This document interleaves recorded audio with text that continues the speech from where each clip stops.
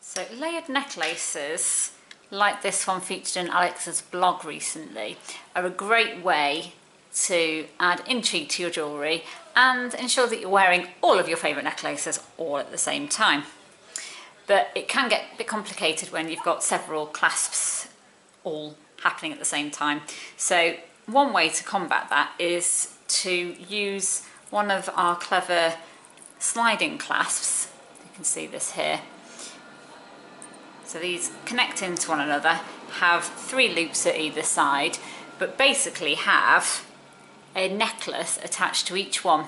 They're interchangeable, which makes it really easy and versatile to wear. And I'm going to show you how to assemble it. So all you need to make the really clever necklace is one of our silver-plated 3-strand clasps. They slide together and they've got a little spring on the side there to help them catch in, so they rarely open on their own. Really nice, secure way to hold them all together. So I'm zooming in a little bit so you can see exactly what I'm doing. Okay. And then on all the same side, I'm just going to attach with jump rings a trigger clasp on each side. So it really is as straightforward as it seems. So to open my jump rings, I'm using 5mm silver-plated jump rings here. Do always find a pair of bent nose pliers quite handy here, and I'm just going to twist those open. Again, it really doesn't have to be very much to open and close jump rings. And then on the top there, pop the clasp in and the trigger clasp. Now, it'll just make your life easier if you make sure all your trigger clasps are facing the same way when you attach them. So that's the first one on there.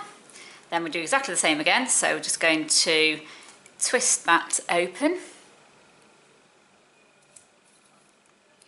slide it on there, and then getting the trigger clasp in the same direction. Close that. If your jump ring ends don't quite meet, the best thing to do is just give them a little wiggle, and at the same time as bringing them back together, just push them gently inwards. That usually gets a nice finish. But having said that, I've managed to not get that on the right way around, so that's not the end of the world. I'll just swap that over.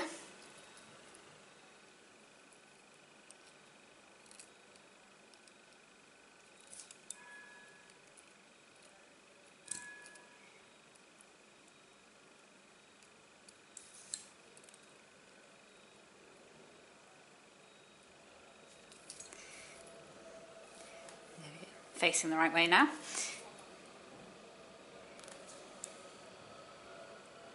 And then the third and final one, slide that on there.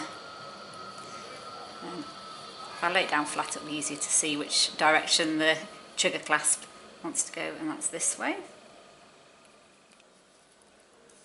And then close that up.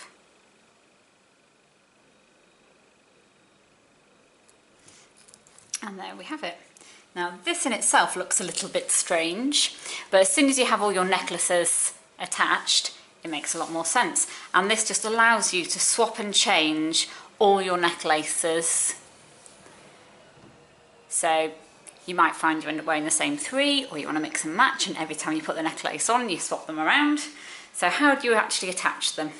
So it doesn't matter that I've got a bolt ring on here rather than a trigger clasp. Just open your necklace, and it's important that you'll see, because it won't go on any other way, the clasp side attaches onto the ring side of our fancy clasp, 3-strand clasp, and then the trigger clasp attaches into what would be the other side of the necklace. So that's the first one attached. So necklace clasp there, and the clasp here, if that makes sense. There we go. Then I'm going to attach a slightly different style necklace. So this, rather than having something hanging from it, has a connector, but this will still work. And again, I do the same here. So I'm going to attach the clasp on that side and the trigger clasp on there. So now you can see we've got two building up, and the final third necklace, I'm going to do exactly the same thing. So undo the necklace, that side clips on there nicely, and the final trigger clasp on this side clips into the other side of the necklace, like so. So you've now got 3 chains attached there, and then that will just sit at the back of your neck, and the rest of the necklace will all hang nicely together.